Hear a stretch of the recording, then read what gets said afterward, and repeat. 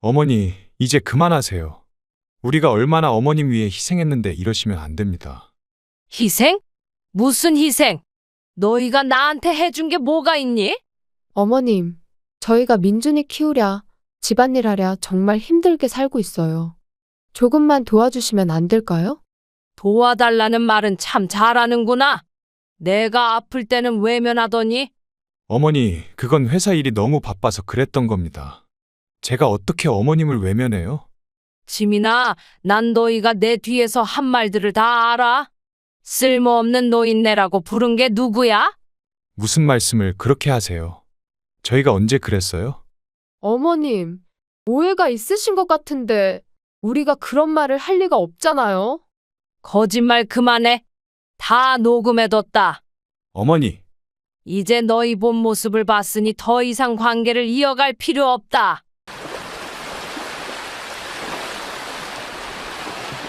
안녕하세요. 70대 김옥순입니다. 퇴직 후 아들 부부와 함께 살다 보니 그들과 저 사이의 거리가 점점 멀어짐을 느낍니다. 오랜 세월 열심히 일하며 모은 재산으로 구입한 고급 아파트는 제 명의로 되어 있고 아들 부부는 생활비를 조금씩 보태는 정도였습니다. 어머니, 잠시 시간 좀 내주실 수 있으세요? 무슨 일이니? 사실은 좋은 사업 기회가 생겼는데 초기 자금이 필요해서요. 식탁에 마주 앉은 아들과 며느리의 표정이 어쩐지 긴장된 모습이었습니다.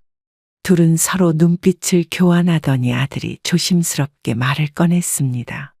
어머니 명의의 아파트를 담보로 대출을 받으면 좋겠다고 생각했어요. 물론 갚는 건 저희가 할 거고요. 그래? 얼마나 필요한데? 한 3억 정도면 될 것 같아요. 며느리는 미소 지으며 간절한 눈빛으로 저를 바라봅니다. 평소에는 저와 대화도 별로 없던 며느리가 오늘따라 적극적인 모습이 의아했습니다. 어머님, 정말 괜찮은 사업이라서 몇 년 안에 충분히 갚을 수 있을 거예요. 아이 교육비도 더 잘 대비할 수 있고. 알았어. 생각해 볼게. 그날 밤 아들 부부의 진심을 확인하고 싶은 마음이 들었습니다. 둘이 항상 저를 진심으로 생각하는지 아니면 제 재산만 바라보는지 알고 싶었습니다. 지민아, 엄마가 좀 심각한 얘기 할게. 무슨 일 있으세요? 아파트 대출건 말인데 사실 엄마가 몇 달 전에 다른 투자로 큰 손실을 봤어. 지금 아파트를 급매물로 내놓아야 할 상황이야. 아들의 표정이 순간 굳어졌습니다. 잠시 침묵이 흐른 뒤 며느리가 먼저 말을 꺼냈습니다. 어머니, 그럼 대출은 어려운 거죠? 그렇게 될 것 같아. 오히려 내가 급전이 필요한 상황이니. 아, 네. 그럼 어쩔 수 없네요. 아들은 말없이 고개만 끄덕였습니다. 며느리와 눈빛을 교환하는 모습이 어쩐지 당황스러움과 실망감을 감추지 못하는 듯했습니다. 어머니, 저희가 도울 수 있는 게 있을까요? 지금은 괜찮아. 내 문제니까 내가 알아서 할게. 대화가 끝난 뒤 아들 부부의 태도가 미묘하게 달라지는 것을 느꼈습니다. 평소보다 더 바쁘다는 핑계로 저와의 대화를 피하고 식사 시간도 따로 가지려 했습니다. 지민아, 오늘 저녁 같이 먹자. 오늘은 회사에서 회식이 있어서요. 어머니 먼저 드세요. 그래, 알았어. 가슴 한구석이 쓰라리게 아팠지만 이것이 현실이라면 직시해야 한다고 생각했습니다. 아들과 며느리의 진심을 알게 된 것이 슬프면서도 한편으로는 다행이라는 생각이 들었습니다. 재정난을 거짓으로 알린 후 일주일이 지났습니다. 아들 부부는 점점 더 저와의 접촉을 피하는 듯했고 전화도 잘 받지 않았습니다. 문자 메시지에도 대답이 늦어지고 간단하게만 답하는 것이 느껴졌습니다. 지민아, 주말에 시간 있니? 오랜만에 같이 밥 먹자. 어머니, 죄송한데 이번 주말은 처가에 가기로 했어요. 그래? 다음에 시간 될 때 연락해줘. 아들의 짧은 대답에 서운함이 밀려왔습니다.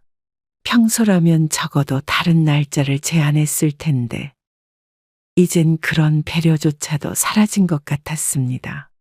혹시 다음 주 중에는 어때? 지금 좀 바빠서. 나중에 연락드릴게요. 이후로도 연락은 뜸해졌고 가끔 집에 들어오는 아들 부부는 제게 형식적인 인사만 건넸습니다. 예전과 달리 손주를 데리고 오는 일도 줄어들었습니다. 은주야, 요즘 민준이는 어떻게 지내? 잘 지내고 있어요. 어머님, 요새 유치원에서 친구들이랑 잘 어울려서 바쁘답니다. 그래? 할머니가 보고 싶은데. 며느리는 애매한 미소만 지었습니다. 손주는 점점 멀어지고 식구들은 하나둘씩 저를 피하는 듯 했습니다. 지민아, 진짜 아파트 팔아야 할 것 같아. 내가 좀 급해. 네, 알겠습니다. 어머니 상황이 어떻게 되는지 좀 자세히 말씀해 주시면. 내가 좀 큰 손실을 봐서 아파트 팔고 작은 집으로 옮겨야 할 것 같아. 아들은 더 이상 묻지 않았습니다. 그저 고개만 끄덕이고 방으로 들어가 버렸습니다. 그날 밤 아들과 며느리가 낮은 목소리로 대화하는 소리가 들렸습니다. 어떡하지? 어머니 상황이 생각보다 심각한가 봐. 우리도 이제 다른 계획을 세워야 할 것 같아요. 그 후로 몇 주간 더 서먹한 상황이 이어졌습니다. 어느 날 오후 저는 집 근처 백화점에 들러 필요한 물건을 살 일이 있었습니다. 사모님, 오랜만이에요. 쇼핑하러 오셨어요? 네, 반가워요. 간단히 필요한 것만 좀 사려고요. 백화점 매장 직원과 인사를 나누고 있는데 건너편 고급 레스토랑에서 웃음소리가 들렸습니다. 무심코 바라본 창문 너머로 익숙한 얼굴들이 보였습니다. 지민이네 가족 아닌가? 식당 안쪽 자리에 아들과 며느리 그리고 처가 식구들이 함께 앉아 있었습니다. 모두 고급스러운 옷차림으로 샴페인 잔을 들고 웃고 있었습니다. 저에게는 바쁘다던 아들이 제가 경제적으로 어려워졌다고 말한 후 더욱 소원해진 그들이 즐겁게 식사하는 모습이 눈에 들어왔습니다. 어머, 저기 계신 건 제 시선을 따라 바라본 매장 직원의 말에 고개를 저었습니다. 저는 급히 그 자리를 떠났습니다. 다리가 후들거리고 가슴이 먹먹했습니다. 나한테는 바쁘다더니. 집으로 돌아오는 길, 핸드폰에 아들의 연락이 왔습니다. 처음으로 제 연락을 무시하고 싶은 마음이 들었습니다. 어머니, 내일 잠깐 뵐 수 있을까요? 아파트 관련해서 여쭤볼 게 있어서. 백화점 레스토랑에서의 충격적인 장면 이후로 아들 부부와의 거리는 더욱 멀어졌습니다. 어색한 침묵 속에 각자의 생활을 이어가고 있던 중 한밤중에 급하게 울리는 전화 소리에 잠에서 깼습니다. 어머님, 죄송한데 빨리 와주실 수 있어요? 민준이가 갑자기 열이 많이 나서요. 민준이가? 지금 몇 도인데? 39도 넘게 나는데 계속 울고 있어요. 제가 내일 중요한 발표가 있어서. 알았어. 지금 바로 갈게. 한밤중에 택시를 타고 아들 부부의 집으로 향했습니다. 열이 높게 오른 손주를 생각하니 걱정이 앞섰습니다. 그동안 서운했던 마음은 잠시 뒤로 하고 서둘러 문을 두드렸습니다. 다행히 오셨네요. 민준이 좀 봐주세요. 얼굴이 많이 빨갛네. 해열제는 먹였니? 아직이요. 약 줄 타이밍을 몰라서. 그럼 빨리 약부터 먹이자. 약은 어디 있어? 아들이 약을 가져왔고 저는 손주의 이마에 손을 얹었습니다. 확실히 열이 심하게 올라 있었습니다. 당장 체온계로 재어보니 39.5도가 나왔습니다. 지민아, 해열제랑 물 좀 가져와. 네, 어머니. 여기 있습니다. 은주야, 미지근한 물수건도 준비해줘. 네, 어머님. 금방 가져올게요. 어느새 아들과 며느리는 옷을 갈아입고 있었습니다. 민준이에게 약을 먹인 후 물수건으로 열을 내리는 동안 아들 부부의 분주한 움직임이 눈에 들어왔습니다. 어머니, 민준이 상태가 어떤가요? 아직 열이 많이 높아. 계속 지켜봐야 할 것 같은데. 사실은요. 저희가 내일 아침 일찍 제주도로 출발해야 해서. 며느리의 말에 고개를 들어보니 두 사람 모두 여행 가방을 챙기고 있었습니다. 순간 상황을 이해하는데 시간이 걸렸습니다. 잠깐, 너희 여행 가는 거야? 어머니, 이번에 예약한 건 취소가 안 돼요. 벌써 다 결제했고. 그래서 아픈 애를 두고 가려고? 아들이 난처한 표정으로 끼어들었습니다. 어머니, 정말 죄송합니다. 이번 여행은 은주 회사에서 주는 인센티브 여행이라. 민준이가 이렇게 아픈데? 사흘만 봐주시면 정말 감사하겠습니다. 어머님, 며느리가 짐을 마저 싸며 말했습니다. 선주는 계속 열이 오르내리며 불편해하고 있었습니다. 어머니, 민준이 약은 여기 있고요. 하루에 3번 먹이시면 됩니다. 열 계속 나면 병원에 데려가 주세요. 은주야, 이렇게 가도 되는 거야? 애가 이렇게 아픈데. 어머님, 정말 미안해요. 하지만 이번 여행은 정말 중요해서. 아들이 짐을 들고 현관으로 향하며 덧붙였습니다. 어머니, 병원비는 제가 다 낼게요. 필요하면 카드 써도 됩니다. 그렇게 카드만 주면 다 되는 줄 아니? 정말 죄송합니다만 이번엔 정말 어쩔 수 없어요.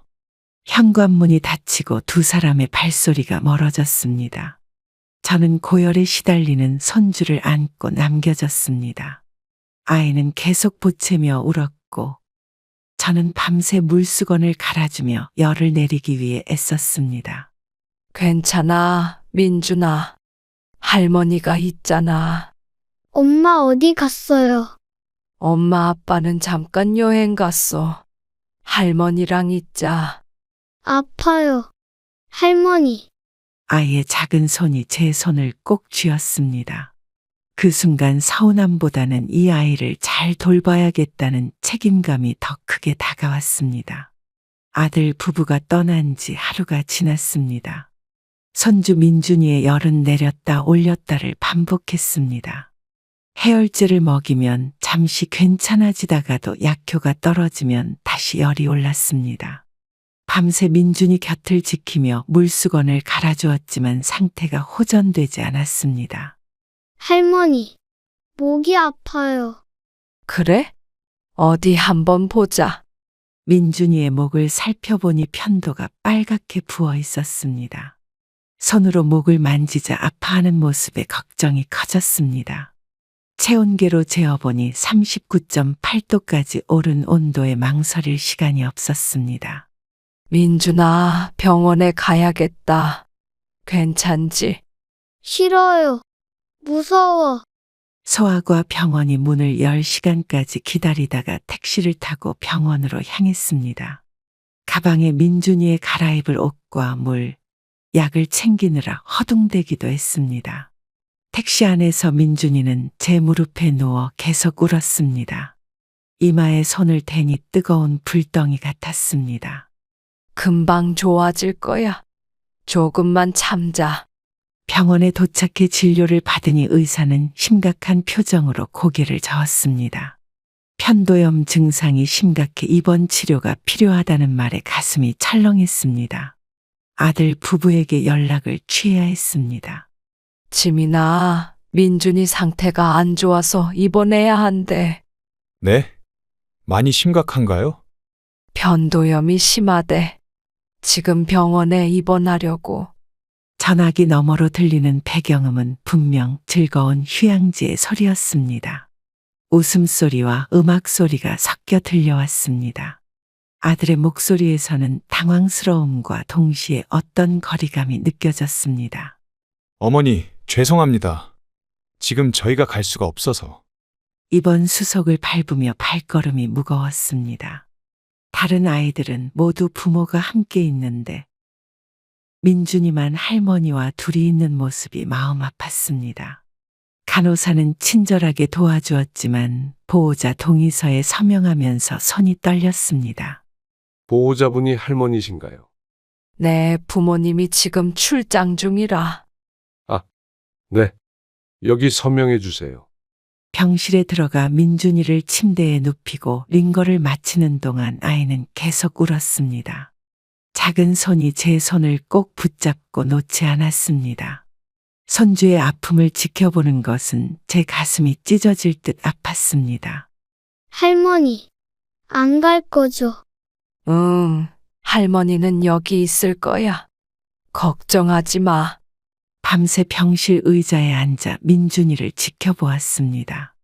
간간히 깨어 물을 찾는 아이에게 물을 먹이고 이마를 쓰다듬으며 밤을 지새웠습니다. 새벽녘에야 아들에게서 문자가 왔습니다. 어머니, 병원비는 제 카드로 결제하세요. 차가운 문자에 뭉클한 감정이 목을 메웠습니다. 병원비만 해결하면 된다고 생각하는 아들의 마음이 이해되지 않았습니다. 병원 창문으로 비치는 새벽빛을 바라보며 깊은 한숨을 내쉬었습니다. 아줌마, 혼자 많이 힘드시죠? 옆 침대에 젊은 엄마가 다가와 물었습니다. 그제야 수면 부족과 피로로 지친 제 모습이 거울에 비쳤습니다. 눈 밑에 다크서클과 주름진 얼굴이 더욱 깊어 보였습니다. 괜찮아요. 손주니까.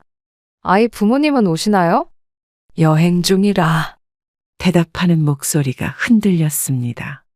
민준이의 상태는 점차 나아졌지만 입원 기간은 최소 3일이라는 의사의 말에 어깨가 무거워졌습니다.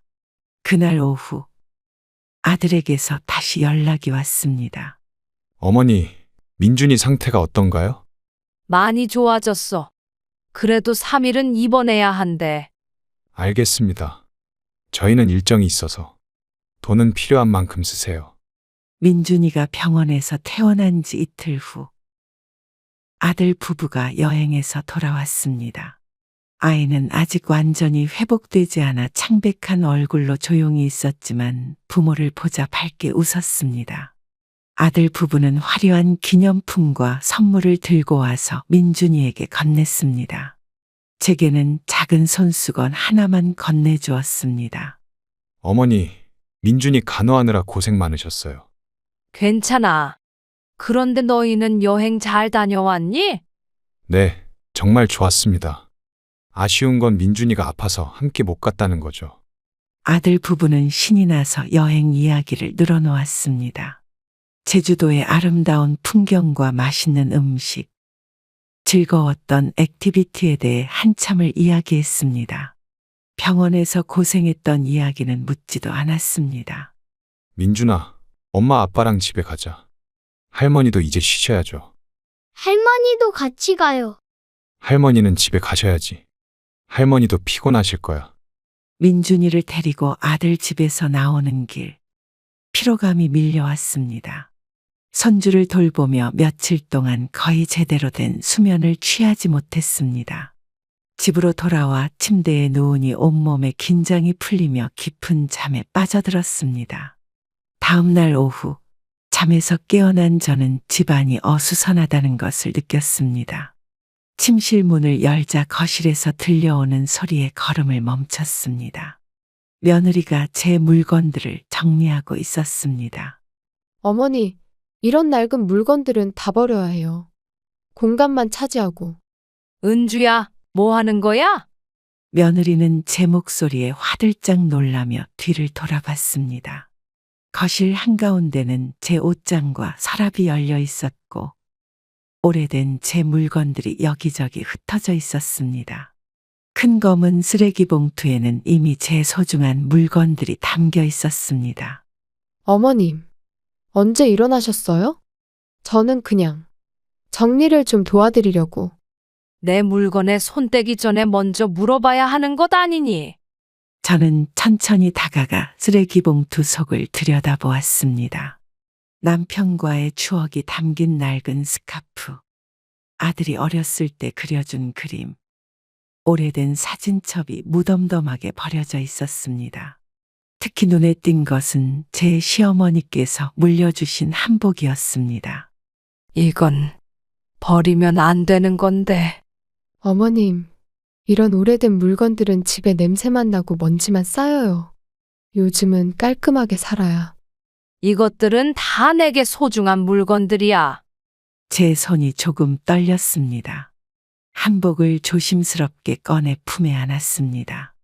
남편이 세상을 떠난 후 혼자서 소중히 간직해온 물건들이었습니다. 며느리의 표정에서는 배려나 미안함을 찾아볼 수 없었습니다. 어머님, 그냥 도와드리려고 한 건데.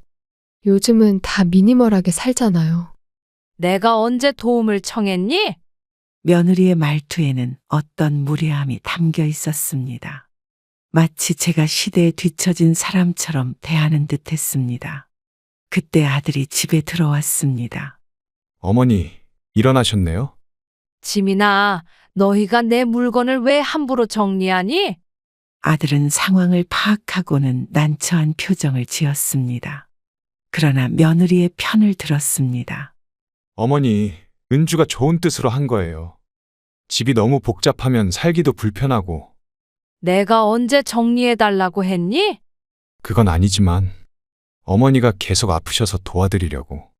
제 가슴 속에서 섭섭함이 밀려왔습니다. 제가 아팠던 것은 손주를 돌보느라 그랬다는 것을 아들은 언급하지 않았습니다. 그저 제 물건이 불필요하다는 판단만 했습니다. 내 물건은 내가 정리할게. 더 이상 손 떼지 마. 어머님, 너무 예민하게 반응하시는 거 아닌가요? 저는 그냥 도와드리려고. 물건 정리 사건 이후로 아들 부부와의 관계는 더욱 서먹해졌습니다. 그 와중에 며느리의 생일이 다가왔고 저는 진심을 확인하고 싶은 마음이 들었습니다. 평소 같았으면 백화점에서 좋은 선물을 골랐겠지만 이번에는 일부러 저렴한 손수건과 작은 화장품 세트를 준비했습니다. 정성스럽게 포장하여 아들네 집으로 향했습니다. 어머님, 이렇게 찾아와 주시다니 감사합니다. 생일인데 축하해야지. 이건 작은 선물이야. 아이고, 뭘 이런 걸 다 준비하셨어요. 고맙습니다. 며느리는 제 선물을 받으며 미소 지었지만 포장을 풀자 잠시 표정이 굳었습니다. 그것도 순간이었고 바로 환한 미소를 지었습니다. 하지만 그 짧은 순간의 실망감을 저는 놓치지 않았습니다. 어머님, 정말 감사해요. 제가 딱 필요했던 거예요. 아들은 어색한 표정으로 옆에서 지켜보고 있었습니다. 식탁에는 풍성한 음식이 차려져 있었고 호화로운 케이크와 샴페인도 준비되어 있었습니다. 며느리 친정 부모님도 곧 도착한다고 했습니다. 지민아, 나 잠깐 화장실 좀 다녀올게. 네, 어머니. 저쪽 손님방 화장실 쓰세요. 이쪽은 청소 중이라. 손님방으로 향하는 복도를 지나다 아들과 며느리의 대화 소리가 들렸습니다. 발걸음을 멈추고 귀를 기울였습니다. 잘못된 행동인 줄 알면서도 그들의 진심이 궁금했습니다. 당신 어머니 왜 이러실까? 예전에는 명품 가방도 사주시고 그러셨는데 글쎄, 요즘 경제적으로 어렵다고 하셨잖아. 설마 진짜 그런 거야? 아니면 일부러 그러시는 거? 며느리의 목소리에는 분명한 불만이 묻어 있었습니다. 제 가슴이 조금 아팠습니다. 아들의 대답도 썩 좋지 않았습니다. 어머니가 요즘 좀 이상해. 우리한테 뭔가 실망하신 것 같아. 내가 뭘 잘못했는데 그냥 불필요한 물건 정리한 것뿐인데. 복도에 서서 그들의 대화를 듣는 제 손이 떨렸습니다. 그토록 아끼던 며느리가 제 마음을 이해하려 하지 않는 아들이 갑자기 낯설게 느껴졌습니다. 화장실에서 나오는 척하며 기침 소리를 냈습니다. 어머님, 금방 오셨네요. 친정 어머니도 곧 오신대요. 그래? 오랜만에 뵙네. 저녁 식사가 이어지는 동안 며느리는 친정 부모님 앞에서는 저에게 극진히 대했습니다. 하지만 이제는 그 행동이 진심이 아니라는 것을 알기에 마음이 무거웠습니다. 어머님, 이 음식 드셔보세요. 제가 특별히 어머님 생각해서 준비했어요. 고맙다, 은주야. 며느리 친정어머니도 대화에 참여했습니다. 화기애애한 분위기 속에서도 저만 외롭게 느껴졌습니다. 사부인, 요즘 건강은 어떠세요? 지난번에 아프셨다고 들었는데. 괜찮습니다. 민준이 돌보느라 좀 지쳤을 뿐이에요. 그랬군요. 우리 은주가 잘 모시고 있죠? 네, 그럼요. 잘 지내고 있어요. 거짓말이 저절로 나왔습니다.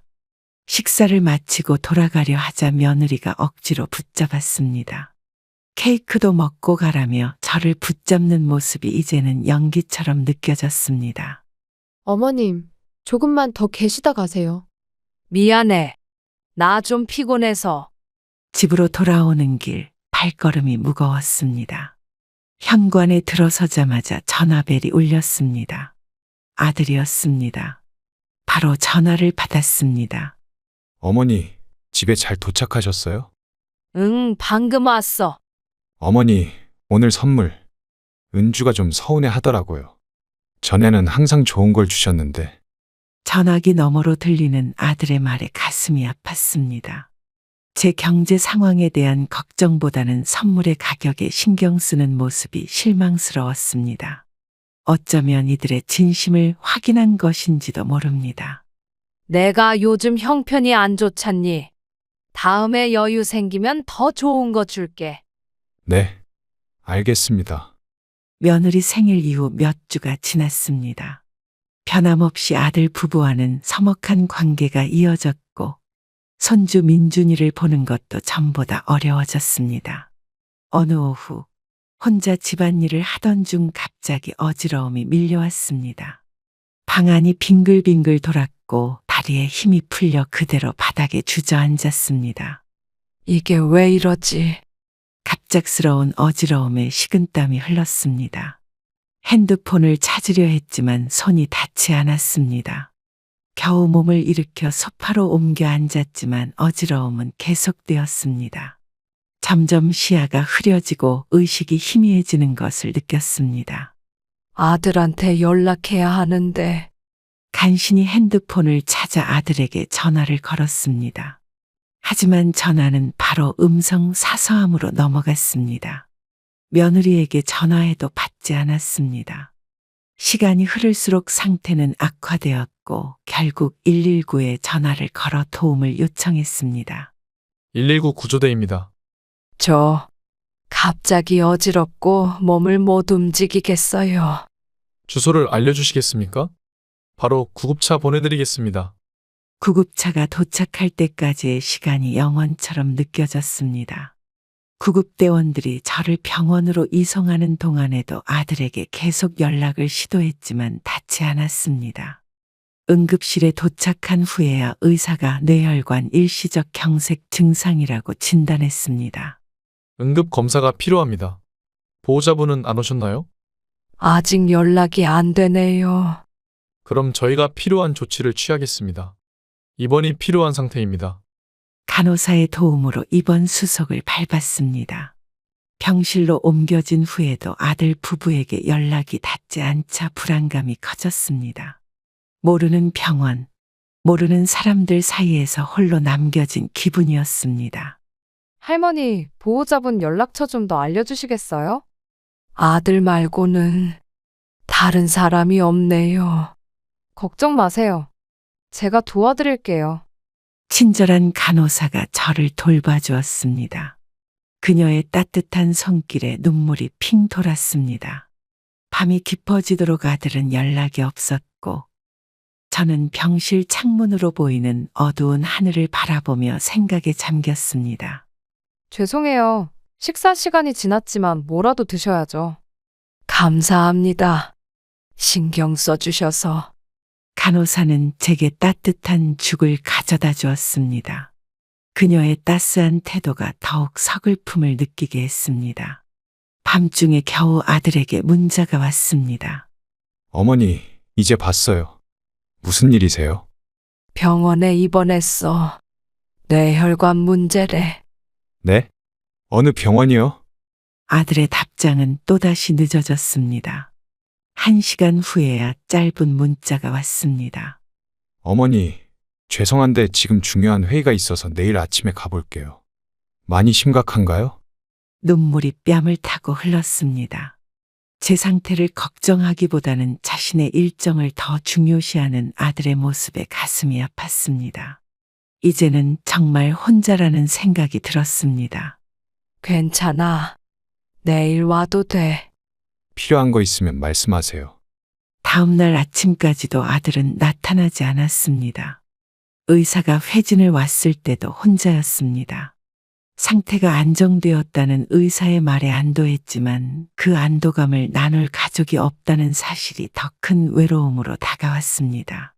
선생님, 퇴원은 언제쯤 할 수 있을까요? 최소 3일은 더 관찰해야 합니다. 가족분들 도움이 필요하실 텐데. 괜찮습니다. 제가 알아서 할게요. 오후가 되어서야 아들이 병문안을 왔습니다. 손에는 과일 바구니만 들려 있었고 표정은 어쩐지 불편해 보였습니다. 어머니, 많이 놀라셨죠? 어떻게 지내세요? 그냥 그렇지 뭐. 회의는 잘 마쳤니? 병원에서 퇴원한 지 일주일이 지났습니다. 의사의 권고대로 집에서 휴식을 취하며 지내고 있었습니다. 아들은 가끔 전화로 안부를 물었지만 직접 찾아오는 일은 없었습니다. 며느리는 아예 연락도 하지 않았습니다. 어느 날 아들에게서 갑작스러운 전화가 왔습니다. 어머니, 내일 저녁에 집에 계실 거죠? 그럴 것 같은데 무슨 일이니? 처가 쪽 식구들이랑 잠깐 들릴 것 같아서요. 어머니가 많이 편찮으셨다고 하니까 인사드리고 싶대요. 그래? 난 별로 만나고 싶지 않은데. 어머니, 그러지 마시고요. 장모님도 오시니까 좀 봐주세요. 아들의 부탁을 거절하기 어려웠습니다. 그래도 마음은 불편했습니다. 병원에 입원해 있을 때는 연락조차 없던 사람들이 갑자기 관심을 보이는 것이 의아했습니다. 알았어. 그럼 몇 시쯤 오니? 내일 저녁 7시쯤 갈게요. 어머니는 아무것도 준비 안 하셔도 됩니다. 통화를 마친 후 묘한 기분이 들었습니다. 무언가 이상한 느낌이 들었습니다. 다음 날 오후, 저는 약속 시간보다 일찍 집을 나섰습니다. 병원 검진을 핑계로 외출했습니다. 실은 아들 부부가 제 집에서 무엇을 할지 지켜보고 싶었습니다. 어머니, 어디 가세요? 병원에 좀 갔다 올게. 너희는 먼저 가 있어. 네, 알겠습니다. 그럼 저희가 열쇠로 들어갈게요. 건물 밖으로 나간 척하고 주차장에 숨어 있다가 아들 부부와 처가 식구들이 들어오는 모습을 지켜봤습니다. 얼마 전 설치해 둔 CCTV 앱을 통해 집안의 상황을 확인할 수 있었습니다. 집안 곳곳에 작은 카메라를 설치해 둔 것이 다행이었습니다. 와, 사부인 댁 진짜 좋네요. 그러게요. 뷰도 좋고 인테리어도 고급스러워요. 처가 식구들이 제 집을 둘러보며 감탄하는 모습이 보였습니다. 거실에는 음식과 술이 차려졌고 모두가 편하게 자리를 잡고 있었습니다. 사부인 지금 많이 편찮으시대? 뭐 별거 아니에요.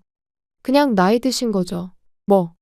며느리가 제 건강 상태를 묻는 말에 가볍게 대답하는 모습에 가슴이 아팠습니다. 실제로 의사는 심각한 상태였다고 말했고 재발하면 위험할 수 있다고 경고했었습니다. 그래도 어머님이 재산은 꽤 모아두셨잖아. 이 아파트만 해도 시세가 얼마야? 어머님 요즘 정신이 많이 혼란스러우시대요. 이것저것 잊어버리시고. 그래? 그럼 재산 관리는 어떻게 하시나? 아직은 어머님이 직접 하시죠. 나중에 더 심해지면 우리가 도와드려야죠. 아들의 말에 충격을 받았습니다. 제가 정신이 혼란스럽다니 그런 적이 전혀 없었습니다. 단지 몸이 좀 약해졌을 뿐인데 마치 치매 환자처럼 말하고 있었습니다. 그럼 유언장 같은 건 써두셨어? 그들의 대화는 계속해서 제 재산과 관련된 내용으로 채워졌습니다. 어머님 오시기 전에 빨리 좀 볼까? 어디 두셨는지 알아? 은주야, 그러지 마. 들키면 곤란해. 괜찮아요. 어머님 검진 받으러 가셨다니까 시간 있어요. 며느리가 제 방 쪽으로 향하는 모습이 카메라에 잡혔습니다. 가슴이 쿵쾅거렸습니다. 그들이 무엇을 찾고 있는지 지켜보기로 했습니다. 어머니, 오늘 늦으실 것 같으니 저희 먼저 식사할게요. 아들이 메시지를 보냈습니다. 저는 답장을 보내지 않고 계속 지켜봤습니다. 카메라 화면 속에서 며느리는 제 방 서랍을 뒤지고 있었습니다. 핸드폰 화면을 통해 숨죽여 지켜보고 있는데 며느리가 제 침실 서랍장을 하나씩 열어보는 모습이 보였습니다. 서랍 안의 물건들을 조심스럽게 뒤지며 무언가를 찾고 있었습니다. 마침내 비밀번호가 걸린 작은 금고를 발견하자 표정이 밝아졌습니다. 여보, 이거 봐봐요. 이 안에 통장이나 중요한 서류 있을 것 같은데 그냥 놔둬. 어머니 오시면 곤란해. 비밀번호만 알면 열어볼 수 있을 텐데. 어머니 생일이나 결혼 기념일 같은 거 넣어볼까요? 며느리는 여러 번호를 시도했지만 금고는 열리지 않았습니다. 포기하지 않고 서랍 아래쪽을 더 뒤지던 며느리가 마침내 봉투 하나를 발견했습니다. 그 안에는 제 통장과 부동산 관련 서류들이 들어 있었습니다. 이거 봐봐. 통장이 여러 개네. 어머님이 이렇게 돈을 모아두셨어? 은주야, 그만해. 어머니 물건이잖아. 잠깐만요. 이거 봐요. 예금액이. 아들도 호기심을 참지 못하고 다가가 통장을 함께 보았습니다. 둘은 앉아서 서류와 통장을 하나씩 꺼내 살펴보기 시작했습니다. 제 심장이 빠르게 뛰었습니다. 그들이 제 개인 재산을 마음대로 들여다보는 모습에 분노와 배신감이 동시에 밀려왔습니다. 생각보다 많네. 이 통장에만 2억이 넘어. 저쪽 아파트도 어머님 명의로 되어 있네요. 시가로 치면 몇 억은 더 할 텐데. 거실에 있던 며느리의 친정어머니도 호기심에 침실로 다가왔습니다. 그들은 마치 보물을 발견한 듯 제 재산 서류를 하나씩 살펴보았습니다. 어머, 이렇게 재산이 많으셨어? 사부인은 대단하시네. 어머니, 들어오시면 안 돼요. 어머님 오시면 어떡해요? 괜찮아. 어차피 한참 후에 오신대잖아. 며느리는 발견한 서류를 핸드폰으로 사진 찍기 시작했습니다.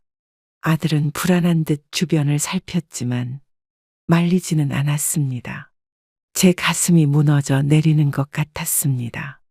그동안 쌓아온 신뢰가 한순간에 무너지는 느낌이었습니다. 이게 다 어머님 명의네. 나중에 상속 문제 없겠어요? 글쎄. 어머니가 요즘 건강이 안 좋으시니까 미리 상속 문제를 정리해 두는 게 좋을 것 같아. 그래요. 변호사랑 상담해 볼까요? 어머님 설득해서. 며느리의 말에 아들이 고개를 끄덕였습니다. 그들의 대화를 들으며 가슴 한켠이 무겁게 내려앉았습니다. 제가 아직 살아있는데 벌써 제 재산을 어떻게 나눌지 계획하고 있었습니다. 어머니 최근에 많이 아프셨잖아. 정신도 가끔 혼란스러워 하시고. 이럴 때 미리 재산 정리해 두는 게 나중에 분쟁 없이 좋을 거야. 맞아요. 어머님도 결국 우리한테 다 주실 거잖아요. 미리 정리해 두면 상속세도 줄이고. 그들은 서류를 원래대로 정리해 넣고 침실을 나갔습니다. 제 손은 떨리고 있었고 눈에는 눈물이 고였습니다. 이제 확실히 알게 되었습니다. 아들과 며느리에게 저는 재산을 물려줄 사람일 뿐 진심으로 아끼는 부모가 아니었습니다. 어머님 연락 왔어요? 언제 오신대요? 아직. 그냥 우리끼리 식사하자. 거실로 돌아간 그들은 마치 아무 일도 없었다는 듯 웃고 떠들었습니다. 카메라 화면을 통해 그들이 제 재산에 대해 이야기하는 모습을 지켜보며 가슴속에서 결심이 굳어졌습니다. 어머님한테는 아무 말도 하지 마세요. 괜히 서운해 하실 수 있으니까. 당연하지. 우리가 어머니를 위해서 미리 알아보는 거니까. 제 집에서 파티를 벌이며 제 물건을 함부로 다루는 모습 그리고 제 재산을 계산하는 모습을 지켜본 후 더 이상 망설일 필요가 없다고 느꼈습니다. 핸드폰을 켜고 내일 아침 일찍 만나자는 메시지를 변호사에게 보냈습니다. 이렇게 늦게 죄송합니다만 내일 오전에 급하게 뵙고 싶습니다. 괜찮습니다. 아침 9시에 뵐까요? 네, 감사합니다. 중요한 재산 문제로 상담드리려고 합니다. 변호사의 답장을 받고 다시 CCTV 화면을 바라봤습니다. 여전히 웃고 떠들며 편안하게 자리를 차지하고 있는 그들의 모습에 결심이 더욱 굳어졌습니다. 이제는 저 자신을 위한 선택을 할 때였습니다. 변호사 사무실로 향하는 택시 안에서 어제 밤의 광경이 계속 머릿속을 맴돌았습니다. 그들이 제 재산을 탐내는 모습, 제가 없는 곳에서 저를 헐뜯는 대화들이 귀에 맴돌았습니다. 변호사 사무실에 도착해 문을 열자 정중한 표정의 젊은 변호사가 저를 맞이했습니다. 안녕하세요. 어제 연락 주셨죠? 어떤 일로 찾아오셨나요? 제 재산 문제로 상담하고 싶어서요. 네, 말씀해 주세요. 어떤 도움이 필요하신지. 변호사에게 그동안의 상황을 모두 설명했습니다. 아들 부부의 변화된 태도, CCTV로 본 충격적인 장면들, 그리고 제 재산에 대한 그들의 계획까지 모두 털어놓았습니다.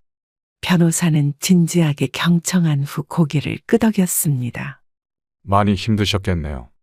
재산 관리에 대해 어떤 계획을 갖고 계신가요? 일부는 의미 있는 곳에 기부하고 싶고, 나머지는 제가 남은 인생 동안 쓰고 싶어요. 변호사는 꼼꼼하게 메모를 하며 여러 가지 방안을 제시해 주었습니다. 법적으로 안전하게 재산을 관리하고 보호할 수 있는 방법들, 기부 시 세금 혜택을 받을 수 있는 방법들을 상세히 설명해 주었습니다. 그의 조언을 들으며 마음이 조금씩 가벼워졌습니다. 중요한 건 모든 것이 합법적이고 명확하게 진행되어야 한다는 점입니다. 특히 가족 간 갈등이 예상되는 상황에서는 더욱 그렇죠. 네, 알겠습니다. 그럼 어떻게 진행하면 될까요? 우선 재산 목록을 정리하고 기부하실 부분과 개인적으로 관리하실 부분을 명확히 구분해야 합니다. 상담을 마치고 은행으로 향했습니다. 여러 개의 계좌를 정리하고 새로운 계좌를 개설했습니다. 아들이 모르는 은행에 새 금고도 마련했습니다. 그곳에 중요한 서류들과 귀중품을 보관하기로 했습니다. 일주일에 걸쳐 차근차근 재산을 정리했습니다. 선생님, 이 서류들은 모두 기부 관련 서류입니다. 확인해 주시겠어요? 네, 문제 없습니다. 이렇게 하면 재산의 30%가 지정하신 아동복지재단으로 기부됩니다. 나머지는 제 개인 계좌로 옮겨주세요. 법적 절차를 모두 마치고 집으로 돌아오는 길, 아들에게서 전화가 왔습니다. 평소와 달리 다정한 목소리였습니다.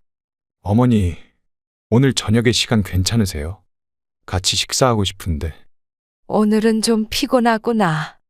다음에 하자. 어머니, 중요한 얘기가 있어서요. 어머니 건강 문제도 있고. 전화를 끊고 창밖을 바라보았습니다. 이제 그들의 의도를 너무나 잘 알고 있었습니다. 제 재산에 대한 욕심, 제가 아프다는 핑계로 재산 관리를 대신하려는 계획까지 모든 것이 명백했습니다.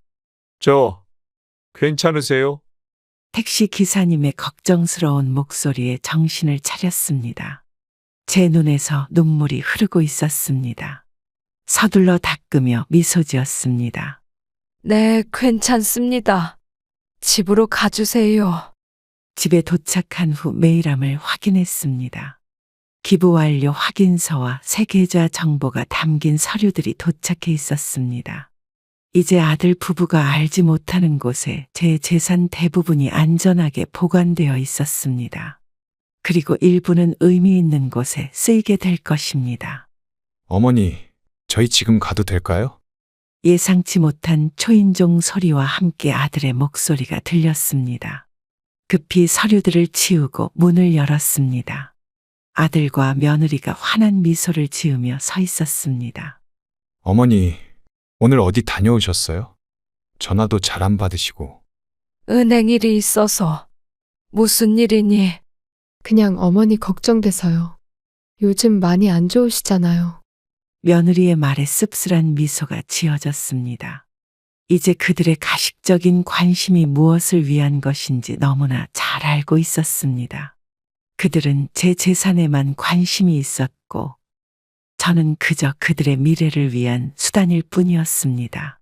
아들 부부의 진심을 완전히 확인하고 싶었습니다. 재산을 정리한 지 2주일이 지났고 그들은 여전히 가식적인 관심을 보이며 저를 대했습니다. 마지막 시험을 해보기로 결심했습니다. 아침 일찍 아들에게 전화를 걸었습니다. 목소리를 최대한 약하고 떨리게 내며 말했습니다. 지민아, 엄마가 좀 이상해. 가슴이 너무 아프고 숨이 잘 안 쉬어져. 어머니, 괜찮으세요? 지금 바로 갈게요. 병원에 가야 할 것 같은데 혼자서는 힘들 것 같아. 당장 출발할게요. 어머니, 조금만 기다리세요. 전화를 끊고 침대에 누웠습니다. 오래 살아오며 쌓아온 연기력을 총동원하여 병든 척 준비했습니다. 아들이 오기 전에 작은 녹음기를 침대 옆 탁자 서랍에 몰래 두었습니다. 그들이 제 앞에서는 보이지 않는 진짜 마음을 알고 싶었습니다. 어머니, 괜찮으세요? 아이고, 많이 안 좋으신가 봐요. 30분 후 아들과 며느리가 급하게 도착했습니다. 두 사람 모두 걱정스러운 표정으로 제 방으로 들어왔습니다. 제 이마에 손을 대보고 맥박을 확인했습니다. 아들은 얼른 119에 전화를 걸었습니다. 응급 환자가 있어서 그러는데요. 괜찮아. 지민아, 너무 급하게 부른 것 같아. 조금 쉬니까 괜찮아졌어. 어머니, 그래도 병원에 가봐야죠. 지난번에도 그러셨잖아요. 아니야. 병원은 싫어. 그냥 집에서 쉴래. 며느리의 표정이 미묘하게 변했습니다. 아들을 바라보며 눈짓을 했습니다. 아들은 119 통화를 취소하고 저에게 물을 따라주었습니다. 어머니, 약이라도 드셔야죠. 어디 아프세요? 가슴이 조금 쉬면 괜찮아질 거야. 약을 먹인 후 두 사람은 저를 방에 눕혀두고 거실로 나갔습니다. 문을 살짝 열어두어 그들의 대화가 들리도록 했습니다. 그들은 제가 잠들었다고 생각했는지 작은 목소리로 대화를 나누기 시작했습니다. 어머니 상태가 생각보다 안 좋은 것 같아요. 걱정되네.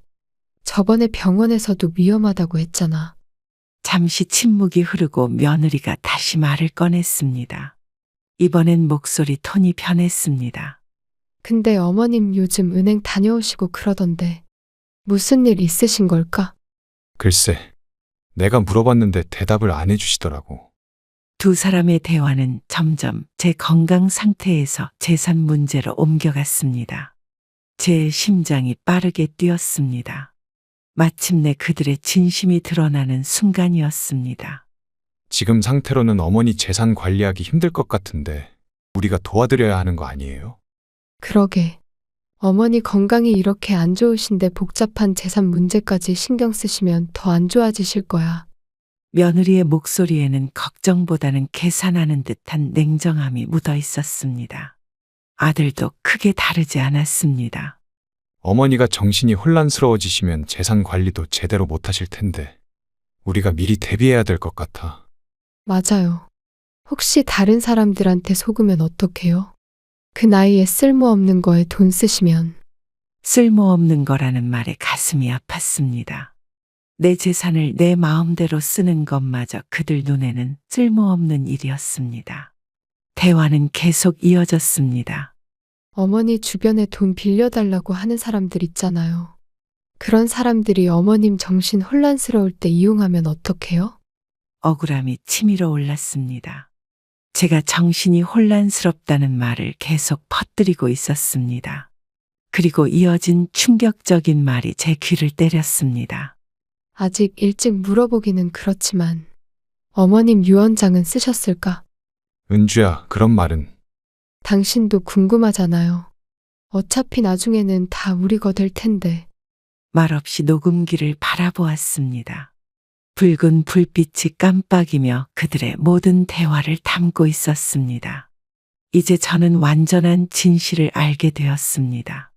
녹음기에 담긴 아들 부부의 대화를 다시 들으며 가슴 속에서 분노가 치밀어 올랐습니다. 쓸모없는 노인네라는 말이 귓가에 맴돌았습니다. 그동안 믿고 의지했던 아들, 딸처럼 아껴주었던 며느리가 등 뒤에서 저를 그렇게 생각했다니 마음이 무너져 내렸습니다. 눈물이 마르고 이제는 차가운 결심만이 남았습니다. 어머니, 약 드실 시간이에요. 고마워. 이제 많이 나아졌어. 그래도 규칙적으로 드셔야 합니다. 아들 부부는 여전히 병든 저를 간호하는 척하며 가식적인 친절을 베풀었습니다. 하지만 이제 저는 그들의 허울 뒤에 숨은 본심을 알고 있었습니다.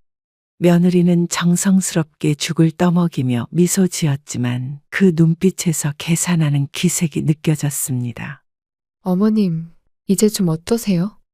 병원에 가보는 게 어떨까요? 아니, 괜찮아. 이제 많이 좋아졌어. 그래도 검사라도 받으셔야죠. 제가 모시고 갈게요. 며느리의 표정이 미묘하게 변했습니다. 분명 병원에 가면 제 건강 상태를 의사에게 확인받고 그것을 재산 관리 문제와 연결시키려는 계획이 있었을 것입니다. 하지만 제가 완강하게 거부하자 잠시 당황하는 기색이 역력했습니다. 어머니, 왜 그러세요?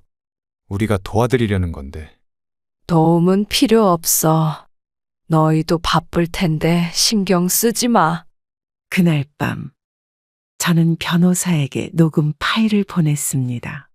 법적으로 이 녹음이 어떤 의미가 있는지 앞으로의 대응 방법을 상담하고 싶었습니다. 이제 더 이상 감정에 휘둘리지 않고 냉정하게 대처해야 한다고 생각했습니다. 사모님, 녹음 내용 잘 받았습니다. 확실히 좋지 않은 상황이네요. 이걸로 무엇을 할 수 있을까요? 직접적인 법적 조치보다는 향후 재산 관리와 의사 결정에 있어 증거 자료로 활용할 수 있습니다. 변호사의 조언을 듣고 앞으로의 계획을 세웠습니다. 아들 부부의 가식을 더는 참지 않기로 했습니다. 가족이라는 이름으로 저를 이용하는 것을 용납하지 않을 것입니다. 다음 날 아침, 재산 관리를 위한 서류 작업을 마무리했습니다. 주요 재산이 이미 안전한 곳으로 옮겨져 있다는 사실이 큰 위안이 되었습니다. 아들이 다시 전화를 걸어왔습니다. 어머니, 오늘은 어떠세요? 많이 좋아지셨어요? 응, 괜찮아졌어. 걱정 안 해도 돼. 다행이네요. 그런데, 어머니, 혹시 은행에 가신 일이 있으세요? 아들의 질문에 심장이 빠르게 뛰었습니다. 그들이 무언가를 눈치챘나 싶었습니다. 하지만 담담하게 대답했습니다. 왜? 내가 은행에 가면 안 되니? 아니요, 그런 게 아니라 어머니 통장 관리 도와드리려고요. 혼자 관리하시기 힘드실 것 같아서. 내가 할 수 있어. 이 나이까지 살아오면서 내 돈 관리 정도는 해왔으니까. 전화를 끊고 나서 복잡한 감정이 밀려왔습니다. 아들이 마치 정신이 온전하지 않은 사람 대하듯 말하는 것이 분명히 느껴졌습니다. 그들이 생각하는 것처럼 제가 쉽게 넘어갈 사람이 아니라는 것을 보여주고 싶었습니다. 어머니, 저희 집에 와서 좀 쉬다 가시는 게 어떠세요? 괜찮아. 내 집이 편해. 그래도 혼자 계시면 위험하잖아요. 저희가 옆에서 돌봐드릴게요. 제 70번째 생일이 다가오는 날 갑자기 초인종 소리가 울렸습니다. 문을 열자 손에 커다란 꽃다발과 선물 상자를 든 아들과 며느리가 환한 미소를 지으며 서 있었습니다. 2달 전 녹음기에 담긴 대화 이후로 저는 그들과 연락을 최소화해왔고 아들 부부도 차츰 연락이 뜸해졌습니다. 그런데 갑작스러운 방문에 당황스러웠습니다. 어머니, 생신 축하드립니다. 오늘은 특별한 날이니까 축하해드리려고 왔어요. 그래? 고맙구나. 들어오렴. 어머님, 요즘 연락도 잘 안 되고 걱정했는데 건강해 보이셔서 다행이에요. 거실로 들어선 아들 부부는 테이블 위에 화려한 꽃다발과 선물을 올려놓았습니다. 분위기는 화기애애했지만 저는 그들의 진심을 이미 알고 있기에 마음이 무거웠습니다. 며느리가 준비해 온 케이크 상자를 열며 웃었습니다. 어머님이 좋아하시는 딸기 생크림 케이크예요. 특별히 주문했어요. 나 요즘 당 조절 중인 거 알잖아. 아들의 표정이 순간 굳었다가 이내 미소를 되찾았습니다. 그들은 계속해서 친절한 척 다정하게 굴었지만 그 이면에 숨겨진 의도가 느껴졌습니다. 며느리는 거실을 둘러보며 변화를 살폈습니다. 어머님, 집안 정리를 많이 하셨네요? 물건들이 많이 없어졌어요. 그래. 나이 들면서 불필요한 물건들은 정리하고 있어. 실제로 저는 중요한 물건들을 다른 곳으로 옮겨 두었습니다. 그들이 집을 살피는 눈빛에서 무언가를 찾고 있다는 느낌이 역력했습니다. 아들이 조심스럽게 말을 꺼냈습니다. 어머니, 사실 오늘 중요한 말씀 드리려고 왔습니다. 무슨 일인데? 어머니가 항상 외롭게 지내시는 것 같아서 저희와 함께 살면 어떨까 해서요. 며느리도 적극적으로 거들었습니다. 그녀의 눈빛에서 진심보다는 계산하는 듯한 느낌이 들었습니다. 저는 속으로 쓴웃음을 지었습니다. 그들은 제 재산 관리를 위해 함께 살자는 제안을 하는 것이었습니다. 맞아요, 어머님. 저희 집으로 오시면 편하게 모실 수 있어요. 고맙지만 나는 내 집이 좋아.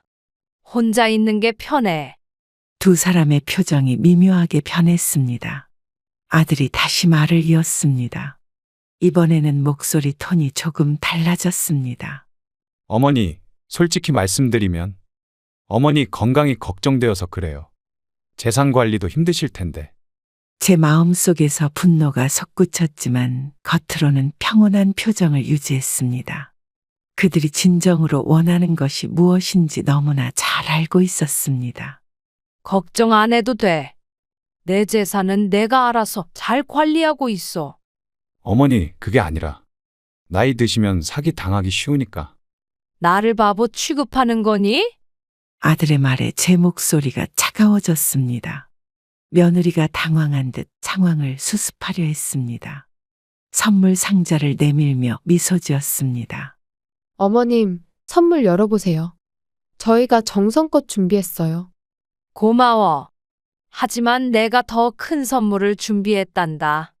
서랍에서 봉투를 꺼내 두 사람에게 건넸습니다. 봉투 안에는 변호사가 작성한 문서와 녹음 파일 사본이 들어 있었습니다. 그것은 제 재산 일부를 사회단체에 기부했다는 증명서와 아들 부부가 제 뒤에서 나눈 대화 녹음본이었습니다. 이게 무슨...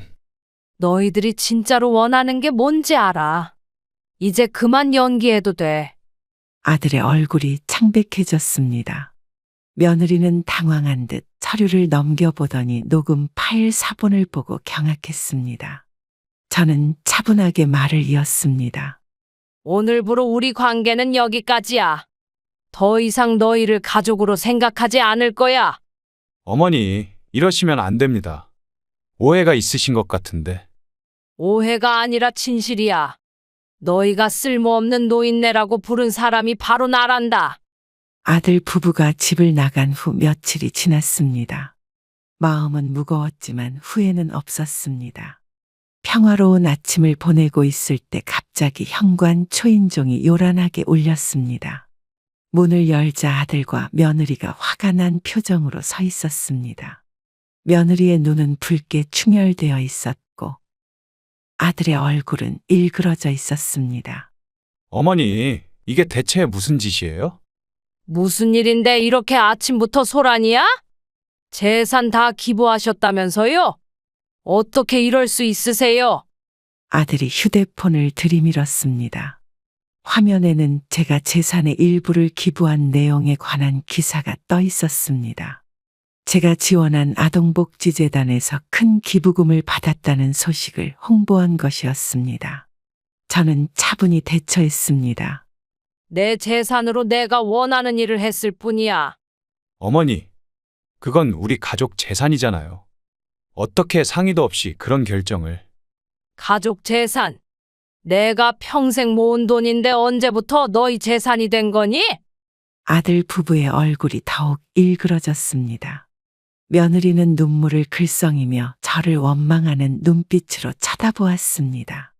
분노를 참지 못하고 목소리를 높였습니다. 어머님, 저희는 어머님을 위해 모든 걸 다 해드렸어요. 이렇게 배신당할 거라고는 생각도 못했습니다. 배신. 내가 누굴 배신했지? 너희가 내 등 뒤에서 한 말들, 행동들. 그게 배신 아니니? 거실로 들어온 그들은 자리에 앉지도 않고 서서 저를 몰아세웠습니다. 아들의 목소리는 떨리고 있었습니다. 처음 보는 그의 모습에 조금 놀랐지만 이미 마음을 굳게 먹은 저는 흔들리지 않았습니다. 어머니, 취소할 수 있죠. 아직 늦지 않았을 거예요. 취소 같은 건 없어. 이미 법적으로 모든 절차가 끝났어. 그럼 남은 재산은요? 적어도 그건. 나머지는 내가 쓸 거야. 너희한테 줄 생각 없어. 침묵이 흘렀습니다. 아들의 눈에 분노와 실망감이 가득했습니다. 며느리는 울음을 참지 못하고 흐느꼈습니다. 그들의 모습이 안타깝기도 했지만 지난 시간 동안 쌓인 상처와 배신감을 떠올리니 마음이 단단해졌습니다. 어머니, 이러시면 안 됩니다. 우리가 어머니 위해서 얼마나 희생했는데. 희생? 어떤 희생? 내가 아플 때 병원에도 안 왔잖아. 아들이 갑자기 목소리를 높였습니다. 평소에 그가 아닌 것 같은 모습에 놀랐습니다. 얼굴이 붉게 달아오른 채 소리쳤습니다. 어머니, 우리 인생도 있어요. 늘 어머니만 중심이 될 수는 없잖아요. 그래, 너희 인생이 있지. 그러니 이제부터는 각자의 인생을 살자. 상황이 점점 격해지고 있었습니다. 며느리는 계속 흐느끼며 제 결정을 철회해달라고 애원했습니다. 하지만 이미 결심한 일이었습니다. 그들의 진심을 확인한 지금 더 이상 돌이킬 수 없었습니다. 어머님, 제발요. 민준이 생각해서라도. 민준이는 걱정 마. 내 손주니까 내가 알아서 챙길게. 아들이 갑자기 탁자를 내리쳤습니다. 소리에 놀라 저도 모르게 뒤로 물러섰습니다. 그의 눈에서는 분노가 넘쳐 흘렀습니다. 이런 아들의 모습은 처음이었습니다. 더 이상 말씀 안 통하겠네요. 법적으로 해결하겠습니다. 그래, 법적으로 해결하자. 나도 변호사가 있으니까. 아들 부부가 거친 발걸음으로 현관으로 향했습니다. 문을 쾅 닫고 나가는 소리가 집안에 울려 퍼졌습니다. 그들이 떠난 후 거실에 혼자 남아 깊은 한숨을 내쉬었습니다. 아픔은 있었지만 후회는 없었습니다. 이제는 저 자신을 위한 삶을 살 시간이었습니다. 신고 좀 하려고요. 네, 무슨 일이신가요? 방금 집에 누가 와서 난동을 부렸어요. 경찰에 신고한 후 마음을 가라앉혔습니다. 이미 법적으로 모든 대비를 해둔 상태였기에 두렵지는 않았습니다. 변호사를 통해 재산 관리를 확실히 해두었고 녹음 파일도 증거로 남겨두었습니다. 이제 새로운 시작을 준비할 시간이었습니다. 아들 부부와의 갈등 후 반년이 지났습니다. 도시의 번잡함을 떠나 경상도 시골 마을로 이사했습니다. 매일 아침 새소리에 눈을 뜨고 작은 텃밭을 가꾸며 평화로운 나날을 보냈습니다. 처음에는 낯설었지만 이제는 이 고요한 삶이 편안하게 느껴졌습니다. 도시에서의 복잡한 관계와 상처를 잊고 저 자신만을 위한 생활을 시작한 것입니다. 할머니, 내일도 같이 고구마 캐러 가면 안 될까요? 그래, 민수야. 내일도 같이 가자. 마을 아이들과 친해진 것도 큰 기쁨이었습니다. 특히 옆집 민수는 제 손주 민준이와 비슷한 나이였습니다. 텃밭 일을 도와주고 함께 간식을 먹으며 이야기를 나누는 시간이 즐거웠습니다. 그동안 아들 부부와는 완전히 연락이 끊긴 상태였습니다. 법적 공방도 무사히 끝났고 제 재산은 확실히 보호받게 되었습니다. 이모님, 오늘 날씨가 참 좋네요. 들에 같이 나가볼까요? 좋지, 김씨. 잠시 후에 준비하고 나갈게. 새로운 이웃들과의 관계도 자연스럽게 형성되었습니다. 도시에서는 이웃끼리 얼굴도 모르고 살았지만 이곳에서는 서로 돕고 챙기는 따뜻함이 있었습니다.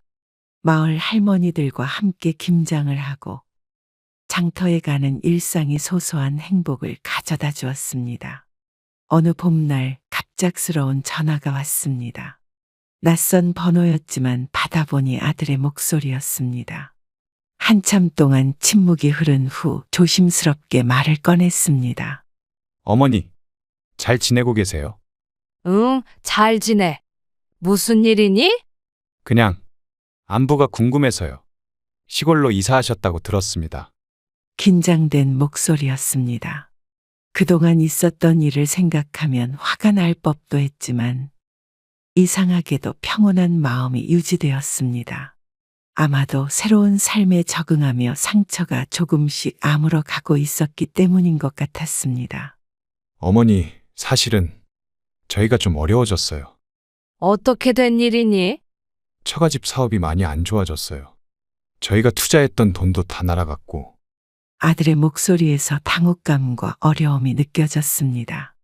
그의 말에 따르면 며느리 친정에서 하던 사업이 파산 위기에 처했고 아들 부부가 전 재산을 투자했다가 모두 잃게 된 상황이었습니다.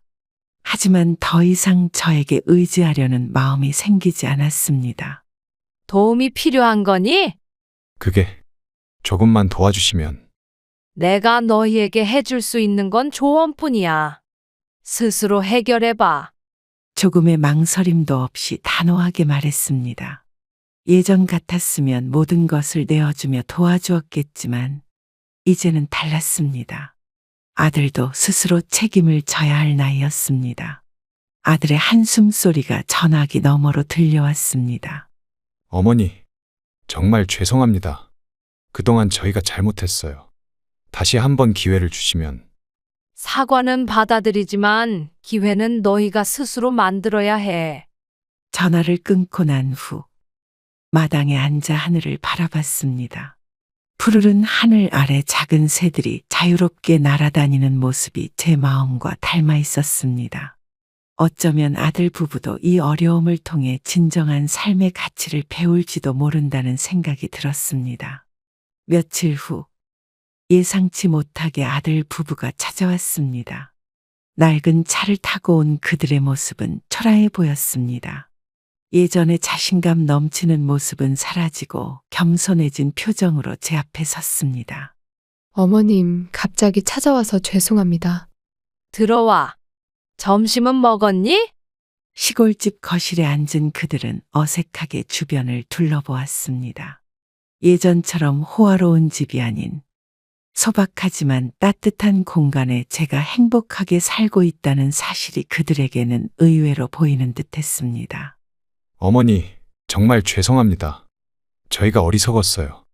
이제 와서 사과해봤자 달라지는 건 없어. 앞으로 어떻게 살 것인지 생각해봐. 며느리는 눈물을 흘리며 고개를 숙였고 아들은 무거운 표정으로 제 눈을 바라보았습니다. 그들의 모습에 측은함이 들기도 했지만 단호함을 유지했습니다. 어머니, 저희가 정말 반성하고 있습니다. 그동안 어머니께 너무 못되게 굴었어요. 이제 너희의 삶은 너희가 책임져야 해. 그렇게 저는 새로운 삶을 시작했습니다. 가족이라는 이름으로 받은 상처는 여전히 가슴 한구석에 남아있지만 이제는 그 아픔을 껴안고 살아가는 방법을 배웠습니다.